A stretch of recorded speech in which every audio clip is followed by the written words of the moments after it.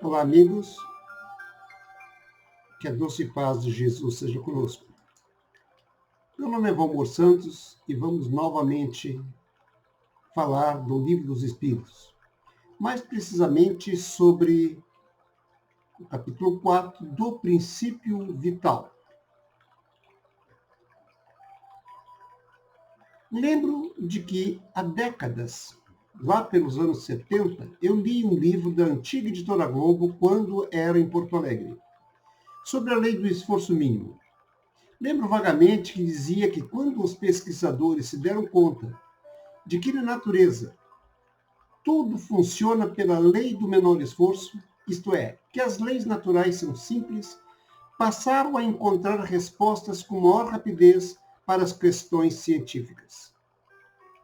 Por que com Deus, o Criador da natureza, seria diferente?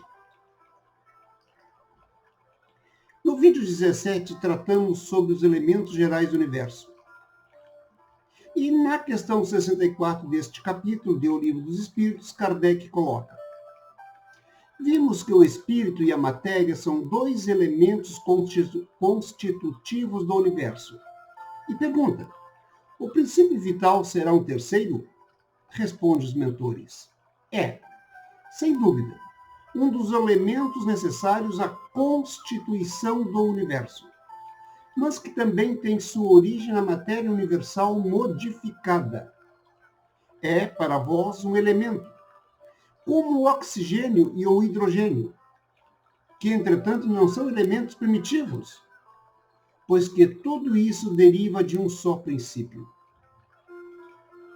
Os espíritos estão a nos dizer que é do fluido universal, que ocupa todo o universo, a origem do fluido vital apropriado a cada mundo.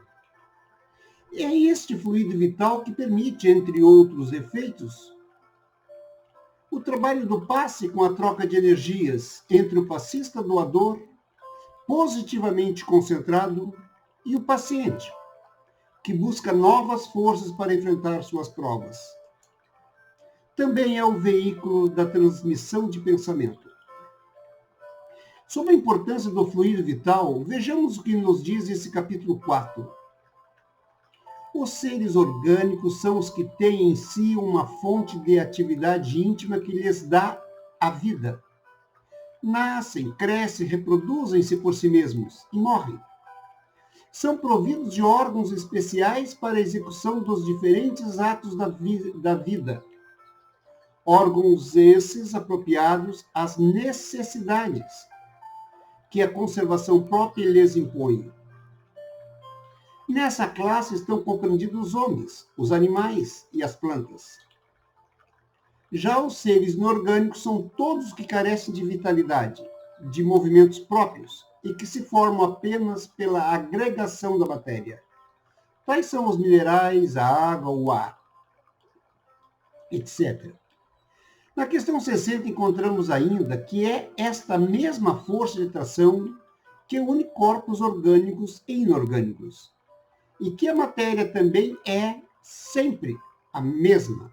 Porém, a grande diferença, dizem os espíritos, é que nos corpos orgânicos a matéria já está animalizada, isto é, o princípio vital uniu-se à matéria inorgânica, dando-lhe o princípio da vida. Esta vida orgânica, pelo automatismo da lei, dá inicialmente movimentos de atração muito primaríssimos, mas pela repetição automática gerará o princípio da inteligência. E esta adquirirá bem avante no tempo o livre-arbítrio. Mais além, gerará o sentimento, e este propiciará a conquista do amor. E assim a angelitude será alcançada, passo a passo.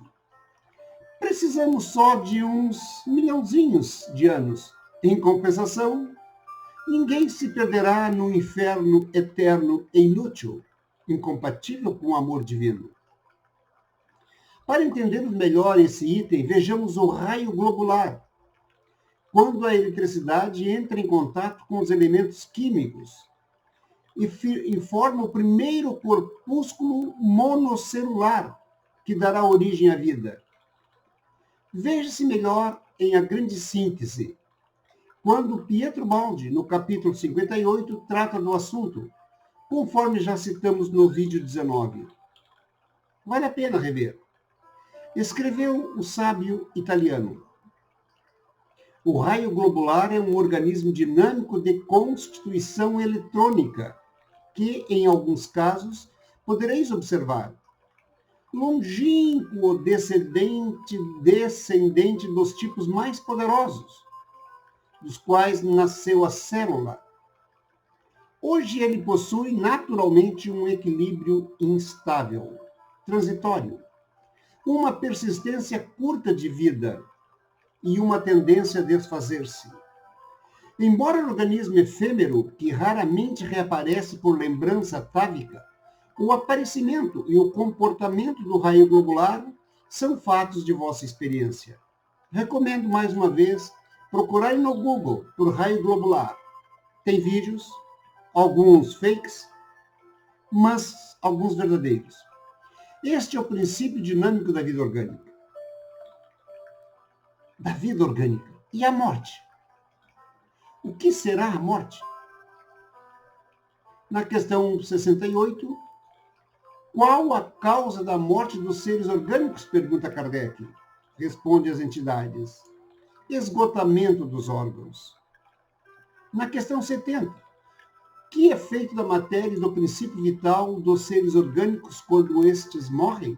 Responde as entidades: a matéria inerte se decompõe e vai formar novos organismos. O princípio vital volta à massa de onde saiu. Aquele velho princípio da ciência: nada se perde, tudo se transforma.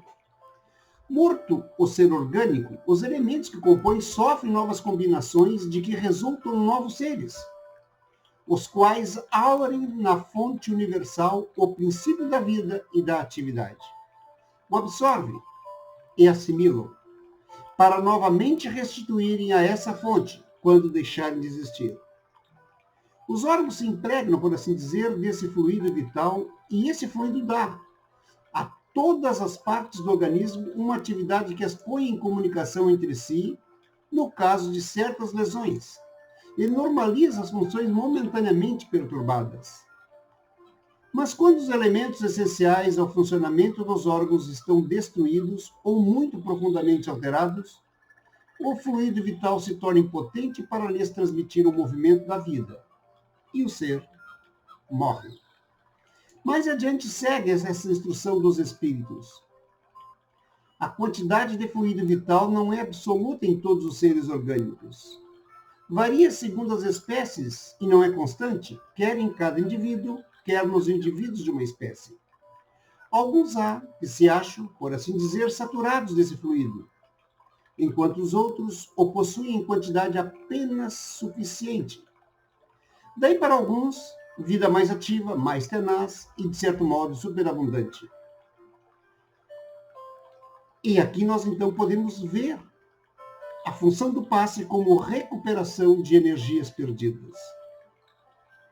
Segue os espíritos: a quantidade de fluido vital se esgota, pode tornar-se insuficiente para a conservação da vida, se não for renovada pela absorção e assimilação das substâncias que o contém. E a seguir temos a explicação do que se faz durante um passe magnético. O fluido vital se transmite de um indivíduo a outro. Aquele que tiver em maior proporção poderá dá-lo a um que tenha de menos, e, em certos casos, prolongar a vida prestes a extinguir-se. Assim é a vida, conforme a sabedoria de Deus, simples, porém perfeita. Ainda que alguns pseudo-sábios complicam e dão explicações mágicas para o que não conseguem entender, nem explicar com lógica. Ok, passe bem.